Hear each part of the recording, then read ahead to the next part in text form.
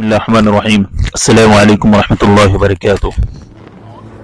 नए साल क़यामत पर अगर कोई आपको मुबारकबाद देता है और आपकी लंबी ज़िंदगी की दुआ देता है तो क्या आप भी जवाब में उसको मुबारकबाद दे सकते हैं? जी हाँ, दुआ भी दे सकते हैं और मुबारकबाद भी, लेकिन आपको पहल और इब्तिदा नहीं करनी चाहिए। दूसरी बात ये मुसलमानों का नया साल नहीं बल्कि ईसाइयों का है, और मुसलमानों का नया साल मुहर्रम से शुरू होता है और अभी जमादुस सानी चल रहा है। तो अगर कोई ईसाइयों की इस नए साल में खुशी या जश्न मनाता है तो गोया कि उनके त्यौहार में शिरकत करता है।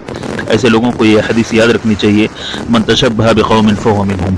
तीसरी बात और आखिरी बात यह है कि नए साल की आमद पर हमें पिछले साल के गुनाहों का मुहासबा करना चाहिए, न कि जश्न और ईद मनानी चाहिए, और अल्लाह से वादा करना चाहिए कि आने वाले साल में नेकी और इबादत के काम ज़्यादा करेंगे।